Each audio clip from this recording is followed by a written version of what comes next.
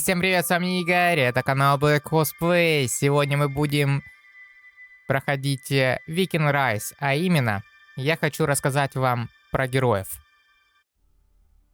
Точнее, фиолетовых героев. В этом выпуске мы будем разбирать фиолетовых героев. Ну, немножко сейчас вначале коснусь насчет синих героев. Синие герои — это герои-сборщики. Посмотреть это можно вот в его специализации, что это сборщик. Его можно на начальном этапе прокачать на 25 уровень, чтобы можно было поставить снаряжение. Самое лучшее снаряжение для сборщиков — это щит викингов, грубая бандана, грубая рубашка и ботинки. По талантам здесь все идет на сбор ресурсов. Какие таланты качать здесь? Именно которые качаются. Смотришь. Вот он дает сбор дерева и сбор золота, а значит надо качать именно это. Вот он, первый сбор дерева, сбор золота, быстрый сбор тоже надо прокачать. Сбор дерева, быстрый сбор.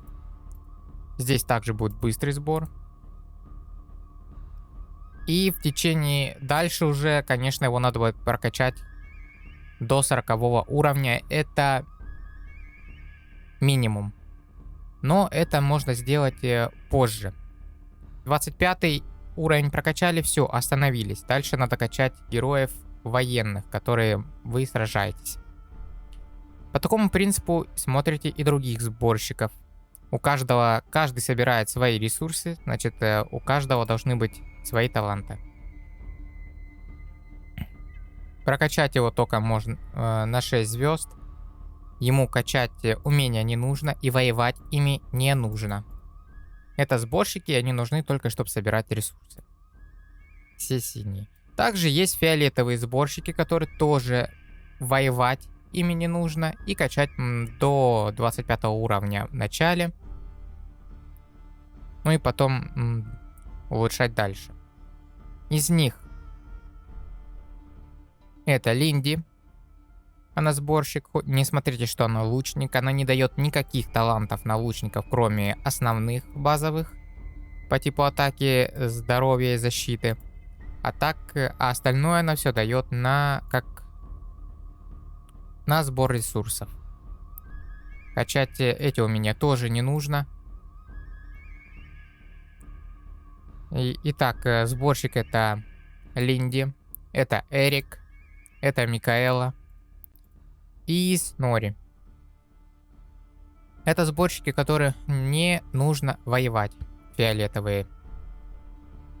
Качайте на 25 уровень, чтобы поставить снаряжение, и все. И на данном этапе в начале игры этого хватает. Также качайте их на черепахах или в базе войск, ставя их сюда. Но ни в коем случае не влаживайте в них очки опыта. Имеется в виду вот эти очки опыта, которые у вас есть. Ни в коем случае. Только своим путем. Своими силами. А теперь давайте перейдем к боевым героям.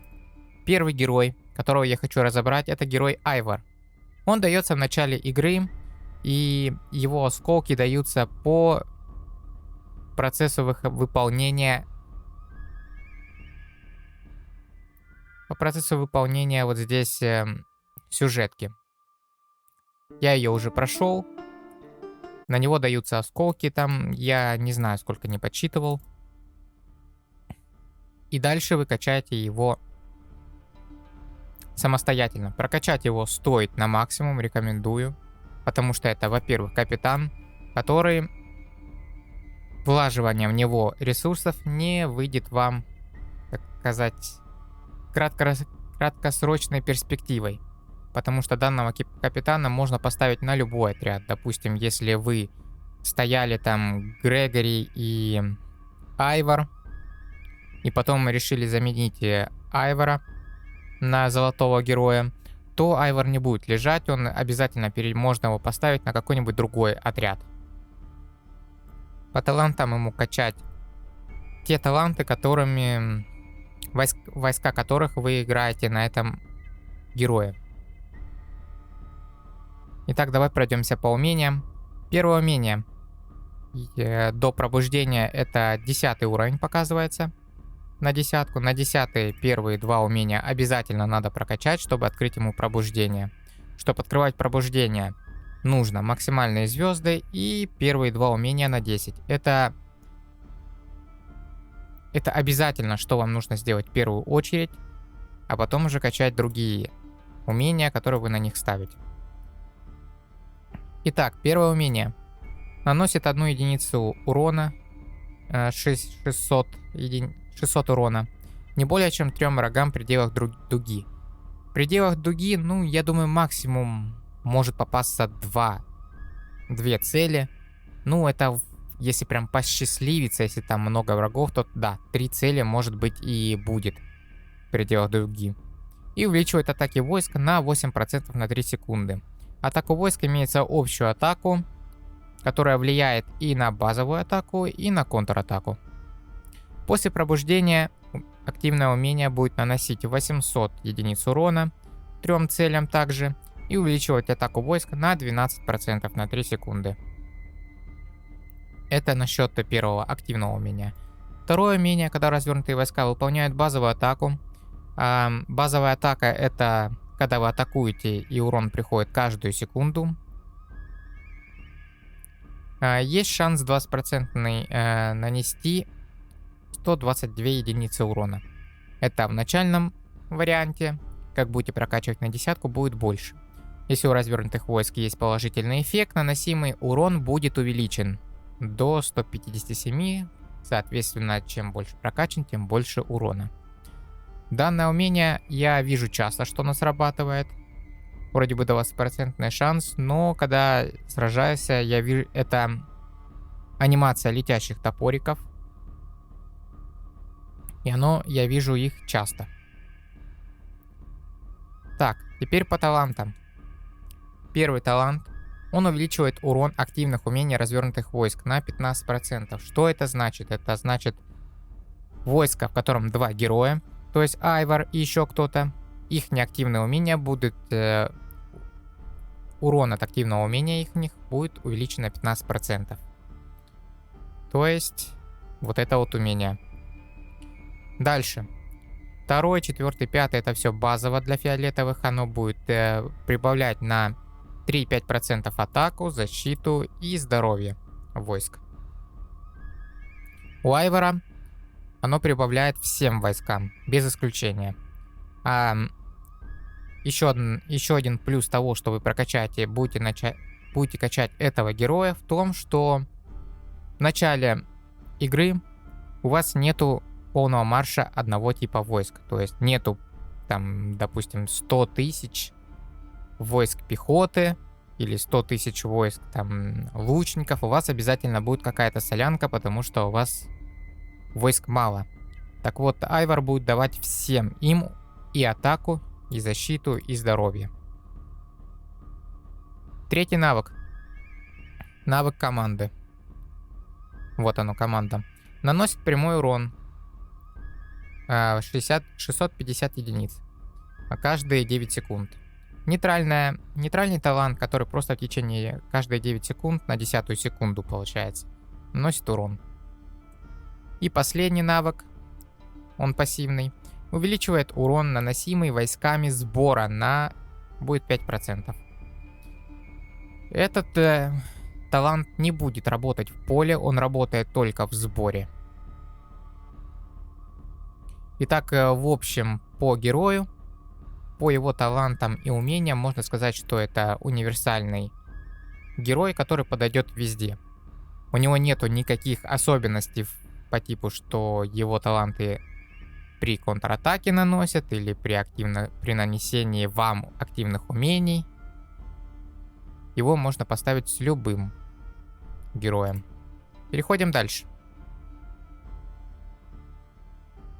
Умения к нему, кстати, подойдут все. Конечно, зависит от того, где будет стоять Айвар. Если он будет стоять, допустим, там с Вудром, то, конечно же, лучше будет ставить умения на контратаку. Конечно, Вудер и Айвар это не лучший вариант. Айвора лучше ставить в атакующие какие-нибудь связки командиров, но никак не в защитные. Дальше, Сесиль. Второй герой, который дается в игре. Просто так. Осколки на нее можно будет купить в таверне меда. Где таверна меда? Сейчас я вам покажу. Где моя таверна меда?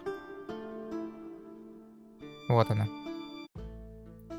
У иностранного торговца можно будет скупать осколки Сесиль, осколки Вудера и Айвора. Вначале, конечно же, я вам рекомендую покупать рабочих. Ну, это я уже рассказывал в экономическом гайде. Если кто не видел, вы можете посмотреть, он есть на канале. А потом уже героев. Итак, перейдем. Сесиль. Первое ее умение. Наносит цели 1 единицу урона, наносящая 950 урона. И увеличивает урон от автоатак. Автоатаки — это базовые атаки, которые наносят каждую секунду, на 25%. На 3 секунды. После пробуждения наносит уже 1250 урона, что очень много для фиолетового героя. И увеличивает урон от автоатак, от базовой атаки, на 30% на 3 секунды. Это хорошее умение, но второе уже не очень. Второе ее умение увеличивает атаку, то есть общую атаку, которая влияет и на контратаку, и на базовую атаку. На 16%. Чем больше будет прокачано, тем больше будет здесь баф. Но снижает защиту. Тоже чем больше прокачано, тем больше будет снижение защиты.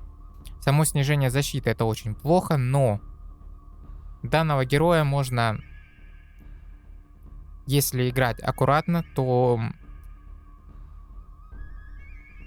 отряд с данным героем будет наносить много урона.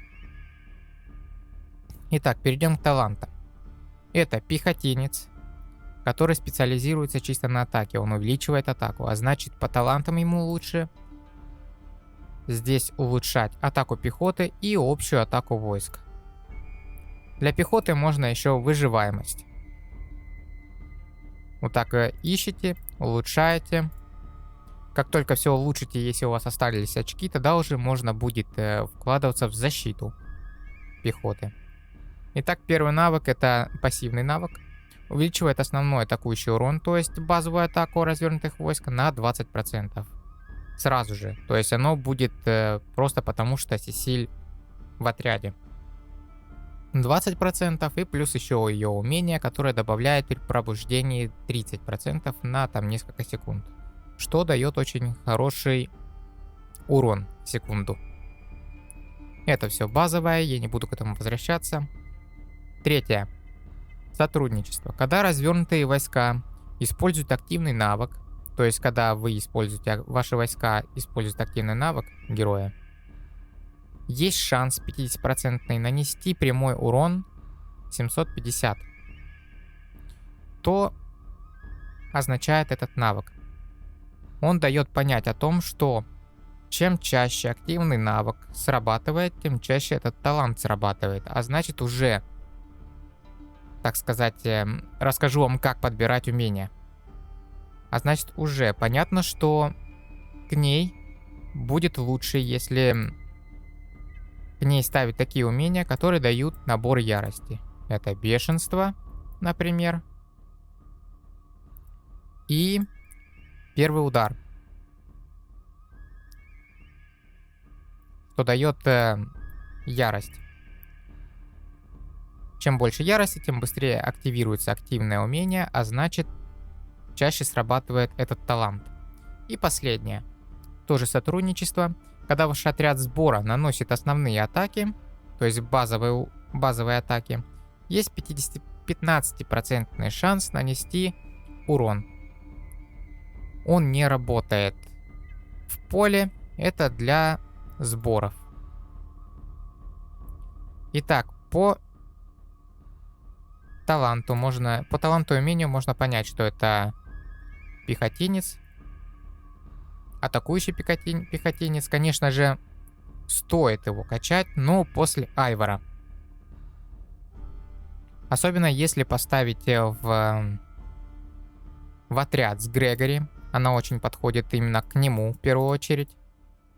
Ну и к Йенсу. К Йенсу она подходит чуть меньше. Больше, конечно, с Грегори. И лучше качать сначала Грегори. Пару с ней. То есть вы захотели Сесиль, тогда можете Айвора прокачивать за его осколки, а универсальные вкладывать в Сесиль. Там также покупать в таверне меда. И ставить Сесиль с Грегори. И идти в бой. Итак, следующий герой. Алена. Лучник. Посмотрим талант. Сначала умение. Наносит цели прямой урон 900, что очень много для фиолетового. Даже в базовом его варианте, где прокачанная на 10. И восстанавливает 50 ярости каждую секунду для всех развернутых войск в течение 2 секунд. Это неправильный перевод, не для всех развернутых войск, то есть вокруг вас, а только вашему войску. Вашим 2 героям, которые есть в войсках. Если цель горит, развернутые войска получают сразу 100 ярости. То есть не в течение 2 секунд по 50, а сразу 100.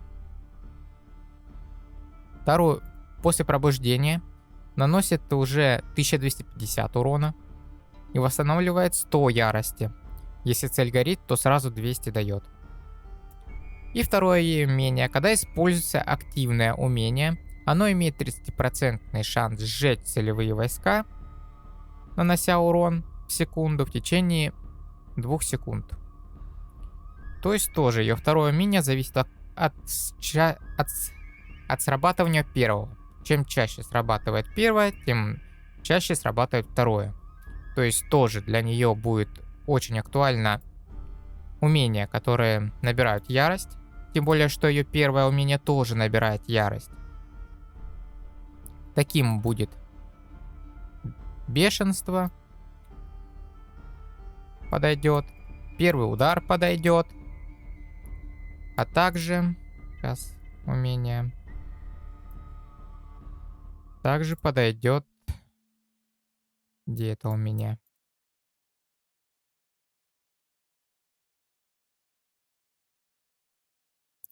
Сейчас найдем. Яростный кровосос. То есть, когда развернутые войска используют активное умение, если цель горит, то исцеляет. Вот это, конечно, минус, то, что исцеляет. Ну а если цель не горит, ваши войска получают ярость. На 10 будет 60 ярости. Конечно, это самое худшее из умений, но если у вас нету бешенства или первого удара, то почему бы и не поставить для такого, как для набора ярости. Также может подойти для набора ярости. Нет, боевой гимн не подойдет. Так, вернемся обратно к герою. Ее таланты. Первый талант увеличивает урон от горения на 15%. То есть она накладывает горение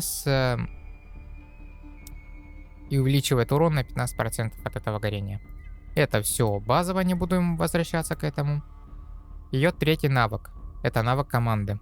Когда ваши развернутые войска получают урон от активных умений, что плохо, потому что лучники, они очень слабые, и в бой первыми их отправлять не рекомендуется. То есть в первые должны идти герои совсем другие, танковые отряды. Они всех на себя, так сказать, обращают внимание, все начинают их бить, а уж потом подходит отряд лучников от Соленой и начинает бить, чтобы они не получали много урона. Или урон от активных умений. Ну и если вдруг такой, как Айвор, допустим, все-таки задел Алену, он может получить с 50% шансом в ответ урон. И последнее. Тоже сотрудничество. Когда ваши развернутые войска применяют активное умение, есть 50% шанс уменьшить ярость цели на 60. Уменьшает ярость вражеских отрядов, если срабатывает активное умение. Что говорит само о себе, что чем чаще срабатывают активные умения, тем лучше. Тем и ярость будет больше сниматься, и второе умение будет работать, а значит на нее будет очень хорошо вот эти вот умения на набор ярости. Также я покажу такой набор ярости, который очень хорош, так сказать, называется набор для быстрых боев в поле. Когда вам много сражаться не надо, долго, вы выходите и наносите урон. Таким умением подходит бешенство. Ну, допустим, Алена, да? Бешенство. Не знаю, с кем она там у вас стоит. Допустим, с Верданди она у вас стоит. Или с Артуром. Ставите бешенство. Ставите первый удар. Где у нас здесь первый удар? Вот он, бешенство, первый удар. Дальше ставите такое отличное умение, которое называется убежище Одина. То есть, когда развернутые войска используют умение ярости, это не имеется в виду активное, а все умения, которые у вас есть, ну, у героев. То есть не талант, а именно вот первое умение, второе и два, которых вы поставили. Он наносит прямой урон. Урон, конечно, маленький и дает развернутым войскам щит. Универсальное умение, которое вообще советую всем качать, а также очень хорошо подойдет такое умение, как... Где оно? Оно, наверное, у меня есть, да. Оно у меня есть. Называется совместное нападение, то есть когда развернутые войска используют активное умение, есть шанс 40% нанести прямой урон. Урон будет большой при прокачке на максимум, будет 800. И вот получается набор быстрых боев, то есть быстро набирается ярость и много урона. По фиолетовым героям мы закончили.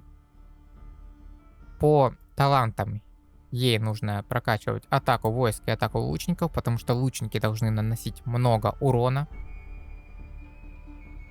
Ну, на этом мы закончим. Подписывайтесь на канал, на паблик, на телеграм, ставьте лайки, пишите комментарии. И всем до встречи в новых видео.